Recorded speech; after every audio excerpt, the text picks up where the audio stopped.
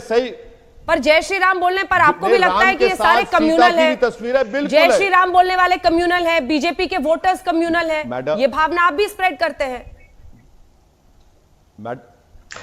Madam आप मेरी एक स्पीच दिखा दीजिए जहां पर मैंने इस तरह की बात कही। बताइए आप, चलिए स्पीच चलाइए मेरी। अभी आप मेरी एक स्पीच चलाइए जहां पर आप जो कह रहे मैंने कहा इस बात को।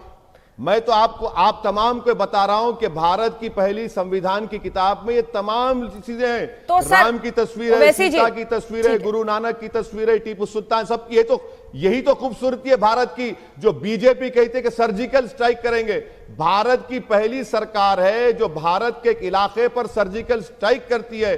भारत के बाइज्जत शहरियों को पाकिस्तानी, रोहिंग्या, अफगानी कहती है, और आपका होम मिनिस्टर एमओएस। एक सेकंड, लेकिन ओवैसी जी सुनिए ना, खूबसूरती तो उस अंदाज में भी है ना जिसका इस्तेमाल आप करते हैं। आपने ये नहीं कहा कि BJP as a political party बर्बाद हो जाएगी लेकिन हैदराबाद का नाम नहीं बदल पाएगी। आपने कौन से शब्द इस्तेमाल किए? इनकी नस्लें बर्बाद हो जाएंगी लेकिन ये हैदराबाद को भाग्यनगर नहीं कहेंगे। आप भी जिस अंदाज में बोलते हैं, आप भी एक संदेश देते हैं ना।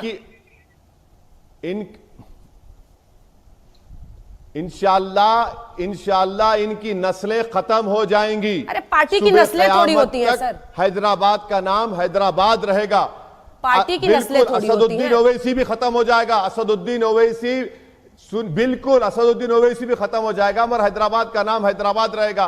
अच्छा ये बताइए, योगी आदित्यनाथ का पहले का नाम क्या था? बताइए क्या नाम था उनका? पहले दिया हुआ नाम क्या था उनका? हम भी पूछे क्या? बात अगर निकलेगी तो बहुत दूर तक जाएगी मैडम। अरे बहुत सारे पॉइंट हो गए, मैं जवाब दे दूं। एक सेकंड जवाब दीजिएगा। एक और सवाल है, मुझे ये बताइए आप ओवैसी साहब, आपके तो सारे दुश्मन हैं। आप टीम ए टीम बी आज टक्कर के लिए हैं, लेकिन कहा जाता है आप दोनों टीम ए टीम बी हैं। इधर भगवा है उधर भाईजान है, दोनों की पीछे से मिली हुई है। ये कह के सेक्युलरिज्म वाले कहते हैं कि आप ही ने सेक्युलरिज्म को सबसे बड़ा नुकसान इस देश में पहुंचाया है, क्योंकि आप और आपकी पॉलिटिक्स इनको फायदा पहुंचाती है। तभी तो देखिए ना 48 पर पहुंच गए। हाँ मैडम, मेरी वजह से नरेंद्र मोदी ने 2 मर्तबा प्रधानमंत्री बन गए। मेरी वजह से नरेंद्र मोदी 280 से 306 चले गए। मेरी वजह से गुजरात में नरेंद्र मोदी मुख्यमंत्री थे तो वहां पर 1000 लोगों का कत्लेआम हुआ। मेरी वजह से सिखों का नस्ल जेनोसाइड हुआ। मेरी वजह से दिल्ली का मैसेकर हुआ। मेरी वजह से मुजफ्फरनगर हुआ। इस मुल्क में तमाम बुराइयां जो शुरू हुई और कमजोरियां मेरी वजह से है ना। बाकी के सब राजा हरिश्चंद्र की औलाद हैं, बाकी सब नेक हैं, कोई गुनाहगार है तो हम ही हैं।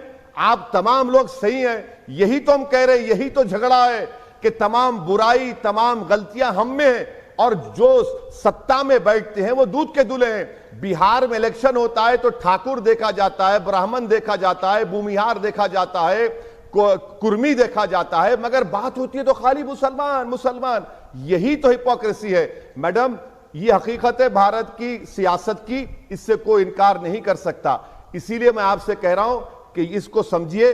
और अगर मुझे इजाजत दीजिए, मुझे एक और जगह पर जाना है। मैं पहले ही कहा था आशीष को कि आधा घंटा मैं रहूंगा। एक और सवाल है बस, एक और सवाल है सर। टीआरएस वाला दोस्त है, टीआरएस वाला ये बताइए कि अब मेयर का जो चुनाव होना है उसको उसमें आप क्या कीजिएगा? टीआरएस को जरूरत पड़ेगी तो साथ देंगे? पड़ेगी ही जरूर। अरे मैडम, मैंने पहले आपके प्रोग्राम में कह दिया कि भारत की पॉलिटिक्स का मुझे लैला बना दिया गया और पूरे मजनू मेरे अतराफ फिर रहे हैं, जिसमें से सुधांशु जी भी हमारे मजनू हैं, कई हमारे मजनू हैं। देखेंगे अब ये लैला के अतराफ तो पूरे फिर रहे हैं, तो वक्त आने दीजिए, हम इंशाल्लाह हम फैसला लेके आपको बताएंगे। लेकिन लैला को ये तो देखना पड़ेगा ना सर कि टीआरएस ने ट्रिपल तलाक बिल, एक सेकंड सर, ट्रिपल तलाक बिल पर सरकार का साथ दिया था।